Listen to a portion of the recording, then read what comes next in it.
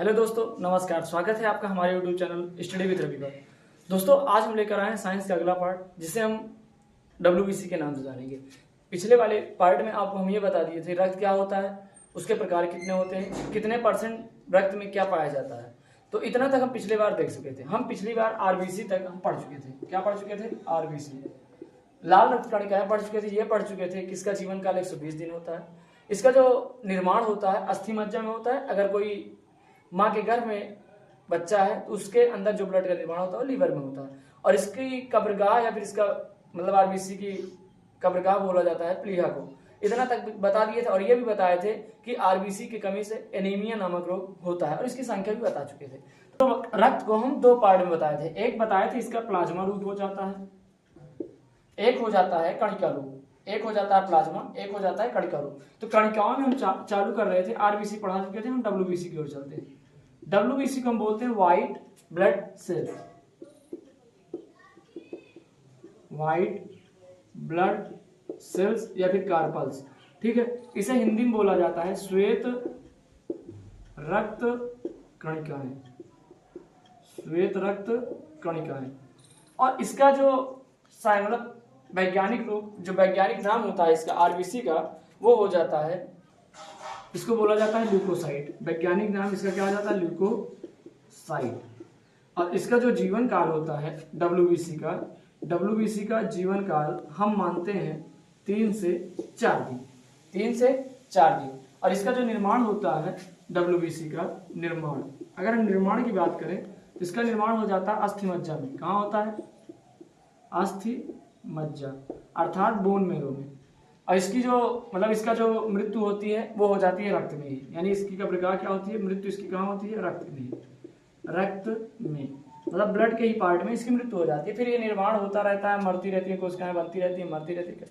और इसका जो काम हो जाता है, इसका वर्ग जो होता है WBC का काम, ये होता है रोगों से लड़ने की क्षमता विकसित करता है। रोगों से लड़ने की क्षमता,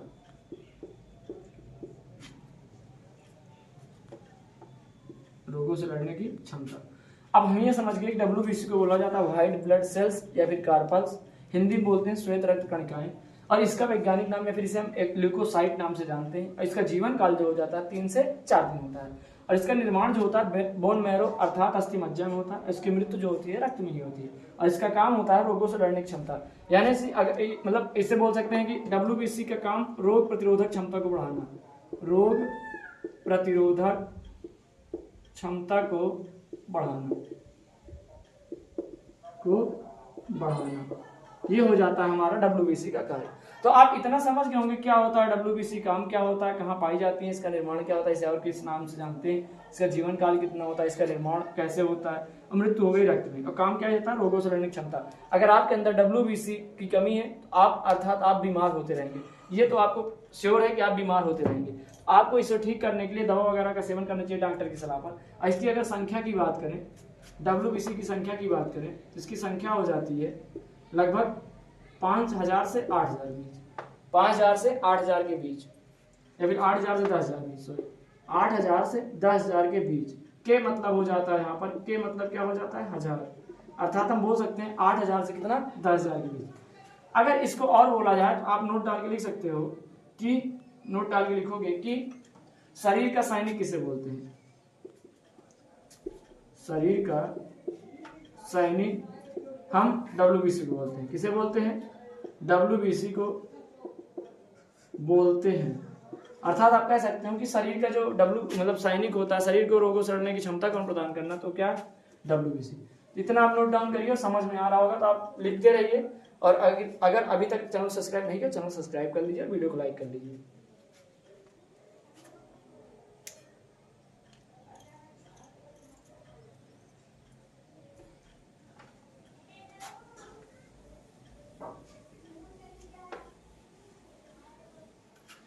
अभी इसमें कुछ 1-2 पॉइंट और छूटे हैं। जैसे इसका आकार क्या हो जाता है? आकार, तो WBC का आकार अनियमित होता है, अनियमित होता है। WBC का आकार अनियमित हो जाता है। और इसकी कमी से रोग, इसकी कमी से होने वाला रोग, कमी से, इसकी कमी मतलब WBC की कमी से होने वाला रोग, होने वाला रोग जिसे बोलते हैं ल्यूकोपेनिया। ल्यूकोपेनिया, ल्यूकोपेनिया, ये रोग इसकी कमी से होता है। किसकी कमी से? WBC की कमी से। और अगर ये ज्यादा हो जाता है शरीर में, अधिकता, यानी इसकी अधिकता से, किसकी अधिकता से? WBC की अधिकता से, WBC की अधिकता से कैंसर नामक रोग होने लगता है। कौन सा? कैंसर नामक रोग। और WBC के बारे में अच्छे समझ रहे होंगे, लिखिए। और कैंसर को ही ल्यूकेमिया बोला जाता है। ल्यूकेमिया यानी जो WBC का अधिकता से रोग होता है, मतलब ज्यादा होने पर भी रोग है, कम होने पर भी रोग होता है। तो आपको इसे बैलेंस करके चलना है। अब आप तो आपके हाथ में है नहीं, तो आप खान पान पर विशेष ध्यान दीजिए। अधिकता से कैंसर नामक रोग होता है, जिसे हम क्या बोलते हैं? ल्यूकेमिया। लिखिए इतना।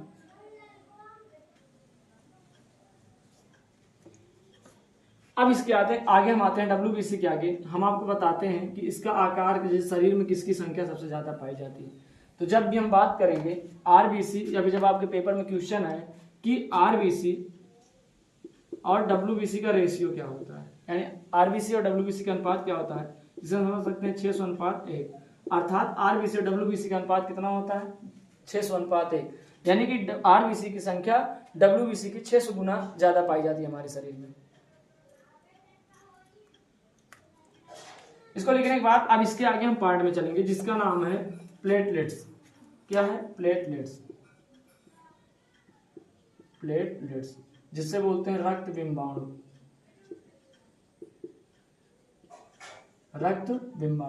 अब इसकी हम बात करें, इसे हम जानते हैं,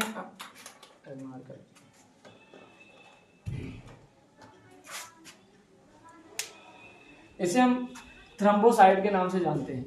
प्लेटलेट्स को थ्रोम्बोसाइट के नाम से जानते हैं।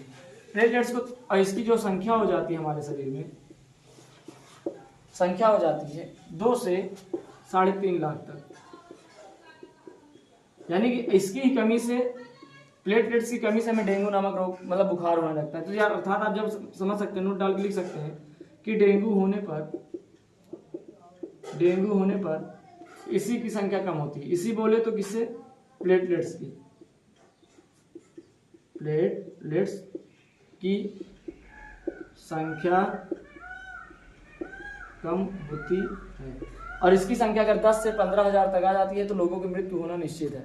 लगभग अगर प्लेटलेट्स को बैलेंस करना है तो जैसे बोला जाता है डेंगू में आप क्या खाते हैं? ज़्यादातर पपीते की पत्ती खाते हैं, या फिर कीवी हो जाता है, और बहुत सारी चीज़ें होती है जिसे खाने पर डेंगू कंट्रोल में हो सकता है, लेकिन डॉक्टर के परामर्श से ही आप खाएं।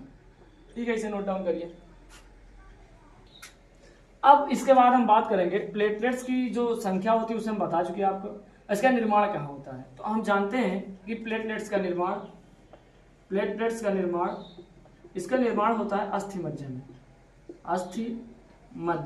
में। प्लेटलेट्स का निर्माण अस्थि मज्जा में होता है। इसका जो मृत्यु होती है, यानी जो ये जाके मर जाता है, कहाँ पर? प्लीहा में। कहाँ पर मरता है? प्लीहा में। तो इसका अगर बात करें कि आप समझ रहे होंगे सर प्लेटलेट्स का कार्य क्या होता है, मतलब कि the function of platelets our body. ये फंक्शन का काम, मतलब इसका फंक्शन क्या होता है प्लेटलेट्स का, तो आप जानते हैं या फिर नहीं जानते तो आप जान लीजिए कि इसका जो कार्य होता है रक्त का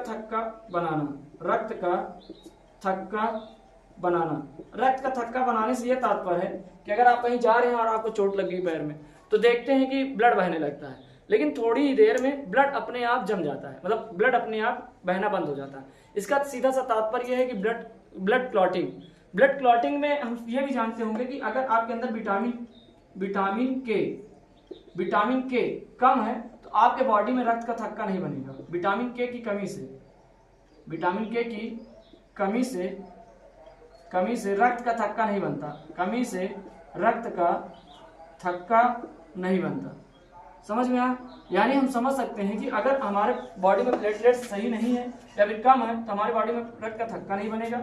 और उसके बाद इसका काम ही होता है रक्त के थक्का को बनाना, यानी ब्लड क्लॉटिंग करना। आपके हाथ पैर कहीं भी चोट लगी तो ऑटोमेटिक ब्लड का रुक जाना। और इसमें भी रीजन हो जाता है, रीजन ये होता है कि इसका जो प्रोटीन होता है प्रोथ्रोम्बिन नामक प्रोटीन होता है। विटामिन के की वजह से कमी से हमारे अंदर रक्त का थक्का नहीं जमता। उसके बाद यहाँ पर विटामिन के सक्रिय बनाता है प्रोथ्रोम्बिन को। किसको? प्रोथ्रोम्बिन नामक एक प्रोटीन होता है। प्रोथ्रोम्बिन क्या है? प्रोटीन है। क्या है? प्रोटीन। ये सक्रिय किए रहता है प्लेटलेट्स को कि रक्त का थक्का बनाओ, रक्त का थक्का बनाओ। प्लेटलेट्स सक्रिय करता है विटामिन के को, के किसे करता है? थ्रोम्बिन को। थ्रोम्बिन क्या है? प्रोटीन। तो ये प्रोथ्रोम्बिन की वजह से हमारी बॉडी में ब्लड क्लॉटिंग होती है। समझ में आया? तो अगर अभी तक समझ नहीं आया तो एक बार हम फिर से समझा रहे हैं, आप समझ लीजिए। हम ये बताएं कि प्लेटलेट्स जो होता है उसे हिंदी में क्या बोलते हैं? रक्तबिंबाणु। और इसका जो अन्य नाम होता है थ्रोम्बोसाइट इसे बोला जाता है। इसे थ्रोम्बोसाइट के नाम से जानते हैं, तो समझ में आया? यानी प्लेटलेट्स को थ्रोम्बोसाइट के नाम से जानते हैं। और इसकी जो संख्या होती है हमारी बॉडी में 2 से 3.5 लाख होती है। नोट डला गया, लेकिन डेंगू होने पर इसी यानी प्लेटलेट्स की संख्या कम होती है। हम यहाँ तक आपको समझा चुके थे, इसके डेंगू होने पर इसी प्लेटलेट्स की संख्या कम हो जाती है, यानी इसकी संख्या कम हो जाती है। इसका जो निर्माण होता है बोन मैरो में होता है। ये मृत्यु इसकी कहाँ होती है? प्लीहा में होती है। और ये भी समझा दिए कि जो प्लेटलेट्स का कार्य होता है रक्त का थक्का बनाना होता है। थक्का से तात्पर्य हम समझा चुके कि ब्लड क्लॉटिंग का होना। उसके बाद ब्लड क्लॉटिंग में भी एक विटामिन पाया जाता है जिसे विटामिन के कहते हैं। विटामिन के की कमी से रक्त का थक्का नहीं बनता है। उसके बाद एक प्रोथ्रोम्बिन नामक प्रोटीन होता है जिसकी वजह से ब्लड क्लॉटिंग होता है। ठीक है, इतना आप समझ गए होंगे। तो लिखिए, अब हम कुछ ब्लड से इंपॉर्टेंट फैक्ट आपको लिखवा दे रहे हैं, आप लिख लीजिए कि जो जैसे आपको इतना समझाते हम ये बोल दे रहे हैं कि रक्त समूह, एक होता है रक्त समूह, ब्लड ग्रुप। क्या होता है? रक्त समूह। अगर रक्त समूह की बात करें, इसकी खोज विलियम हार्वे ने की थी। किसने की थी? William Harvey. राइटिंग ना समझ में आए तो आवाज पे ध्यान दीजिए। यानी रक्त समूह की खोज विलियम हार्वे ने किया। किसने किया था? विलियम हार्वे ने। इसमें अगर और इंपॉर्टेंट फैक्ट की बात करें कि सर्वदाता ब्लड ग्रुप किसे माना जाता है? तो सर्वदाता ओ को माना जाता है। अगर ओ के अलावा ओ निगेटिव ऑप्शन में रहता है, ओ पॉजिटिव रहता है, तो हम ओ पॉजिटिव को ना चुनकर किसे चुनेंगे? ओ निगेटिव को। अर्थात हम ये जानते हैं कि सर्वदाता यानी बात करें यूनिवर्सल डोनर, मतलब सभी जितने भी व्यक्ति होते हैं सभी को ब्लड दिया जा सकता है, तो वो कौन सा ग्रुप है? O negative. ऐसा इसलिए बोल रहे हैं ओ निगेटिव ओ पॉजिटिव, तात्पर्य है कि एंटीजन एंटीबॉडी पाया जाता है। वो आपको समझाए हैं पिछले वीडियो में, उसका लिंक डिस्क्रिप्शन में डाल देंगे, आप देख लीजिएगा, पुराने वीडियो अच्छे से समझ में आ जाएगा। और उसके बाद हम ये जानते हैं, जैसे मान लीजिए अचानक से किसी का एक्सीडेंट हुआ और उसे तत्काल में ब्लड की आवश्यकता है, तो हम उसे ब्लड की आवश्यकता मतलब ब्लड देने के बजाय हम ये थोड़ी ना ढूंढने लगे कि भाई इसका यार ये ब्लड ग्रुप है, आप ये खोज लाइए। हम तत्काल में ब्लड अगर चढ़ाते हैं तो हम डॉक्टर कभी भी जब पेशेंट को बहुत ज्यादा सीरियस होता है तो तत्काल में ब्लड कौन सा चढ़ाया जाता है? O negative. समझ में आया? अब उसके बाद ये है सर्वदाता, सर्वग्राही, एक्सेप्टर डोनर, मतलब एक्सेप्टर हो गया, डोनर हो गया। एक्सेप्ट करने वाला डोनेट कर रहा है, डोनेट करने वाला तो माइनस हो गया। एक्सेप्टर की बात करें तो ए बी पॉजिटिव होता है, ए बी पॉजिटिव। और इनके अंदर एंटीबॉडी नहीं पाई जाती, इसलिए इनके अंदर बहुत खांसी जुकाम बुखार होता है। यानी जिसका भी blood group A B positive होगा उन्हें खांसी जुकाम ये सब होता रहता है, छोटी मोटी बातें, छींक आना। तो हम ये समझा चुके हैं रक्त समूह खोज विलियम हार्वे ने की थी। सर्वदाता जो ब्लड ग्रुप होता है ओ को माना जाता है, लेकिन अगर वो निगेटिव ऑप्शन में रहेगा तो निगेटिव यानी ओ के ऊपर माइनस है। असर्वग्राही ए बी पॉजिटिव माना जाता है। इतना समझ में है? इतना नोट डाउन करिए।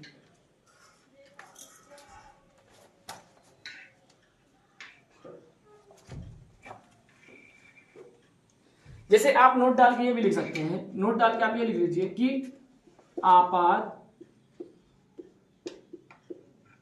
इमरजेंसी में, आपातकालीन स्थिति में डॉक्टर मरीज को ओ निगेटिव ब्लड चढ़ा देता है। मतलब ये तब होता है जैसे लगता है कि हाँ इस पेशेंट की जान नहीं बचेगी, इसे ब्लड की आवश्यकता है और इसका ब्लड ग्रुप भी नहीं पता है। तो ब्लड ग्रुप आने में जैसे आप उसमें क्या कहते हैं पैथोलॉजी में जाएंगे थोड़ा टाइम लग सकता है, कुछ थोड़ा बहुत तो टाइम लगेगा। और मान लो जो उतने ही समय में उसकी जान बच सकती है तो डॉक्टर क्या करता है? ओ निगेटिव ब्लड चढ़ा देता है। ठीक है, इतना आपको समझ में है?